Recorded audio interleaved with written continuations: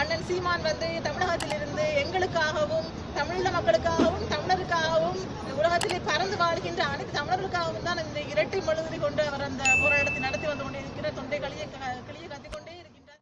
Sur les ordres du gouvernement indien. Dear French friends and the world, we Tamils, we ask your attention.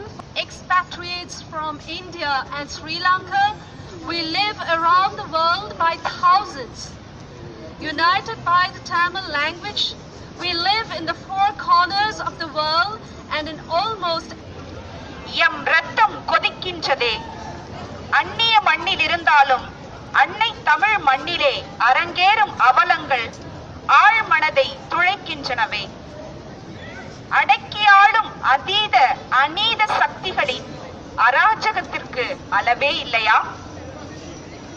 எதுவும் அறியா ஏழை மக்களை ஏவல் துறை உதவியுடன் ஒடுக்குகின்ற ஏவல் எடப்பாடி அரசே, பிணத்தின் மீது பணத்தை வைத்து பணத்திற்காக திட்டமிட்டு எம் இனத்தை அழிக்கும் இழிநிலை சூழ்ச்சியை கண்டு எம் ரத்தம் கொதிக்கின்றதே.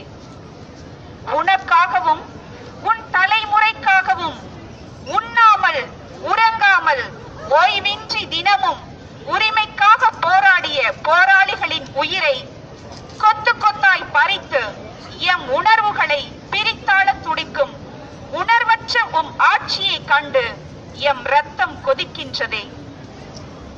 மக்களை காக்க வேண்டியவர்களே மக்களை கண்மூடித்தனமாய் தாக்கி, ஏன்னா இன்னைக்கு வந்து 2 பலியாடுகளை வந்து தமிழக அரசு வந்து எடுத்து வச்சிருக்காங்க. அதாவது வந்து 2 சப் கலெக்டரோ இல்லை தாசில்தாரோ வந்து எடுத்து வச்சிருக்காங்க. அது வந்து நம்மளுக்கு வந்து ஒரு பெரிய ஒரு விஷயம் கிடையாது.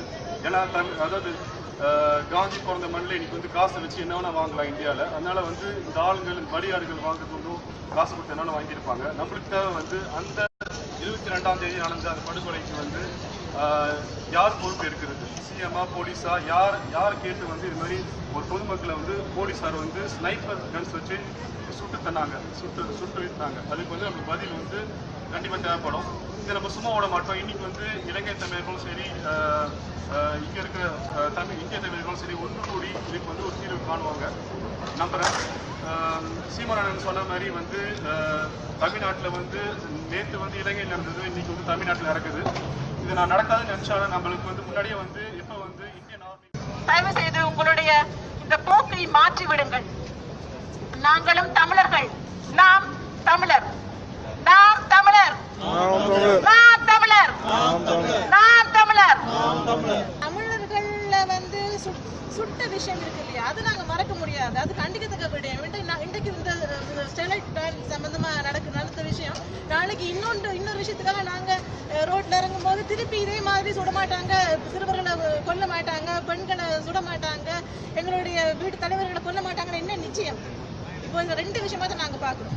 அதனாலதான் எங்களுடைய கண்டனத்தை கண்டிப்பா நாங்க பதிவு செய்து ஆக வேண்டும் என்றதுக்காக வந்திருக்கோம். ஏன்னா தமிழர் எங்கே இருந்தாலும் அடிமாகி கொண்டிருப்பது நியாயம் இல்லாத ஒரு விடயம். ஏற்கனவே எங்களோட நண்பர்கள் அங்கே சொல்லிவிட்டார்களா, இது காவல்துறை, அது ஏவல்துறை, வேற வித்தியாசம் என்று பார்க்கிறோம். இதுதான் வித்தியாசம்.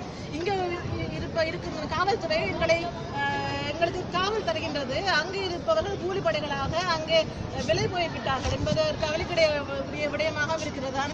எங்களுடைய கடமை நினைக்கின்றோம். நீங்கள் பார்த்திருப்பீர்கள், சில 2 நாட்களுக்கு முன்பு நேற்று என்று நினைக்கின்றேன், மக்பம் வந்து ஒரு சாதாரண ஒரு மாலியை சேர்ந்த ஒரு இளைஞர் அவருடைய அந்த அதாவது ஒரு சிறு குழந்தையை வந்து வாழ்க்கையில தவறி விழுந்து ஸ்பைடர்மேன் என்று சொல்றாங்க.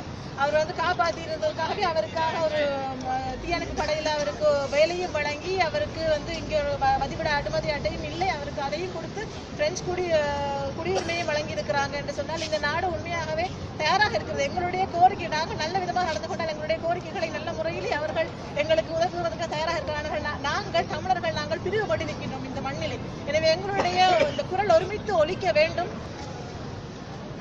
திரையில் தோன்றிய ஹீரோக்கள் உண்மையான நிஜத்தில் ஹீரோவான காலம் போய்விட்டது. என்னை பொறுத்தவரை அது மலையேறி போய்விட்டது. எம்ஜிஆர் போன்ற தலைவர்கள் வந்தார்கள் தான், எல்லாரும் செய்தார்கள் இல்லை என்று இல்லை.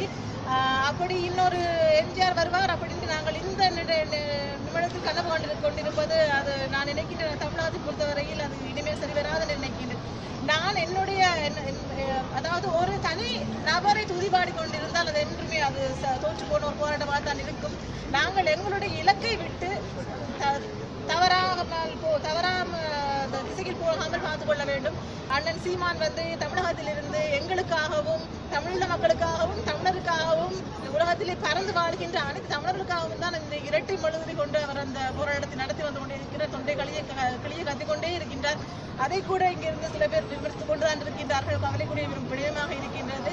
கொள்கைகள் மாறாது அவர் தொடர்ந்து பயணிப்பார் என்று சொன்னால் நாங்களும் அவரை பற்றிக் கொண்டேதான் இருக்கின்றோம்.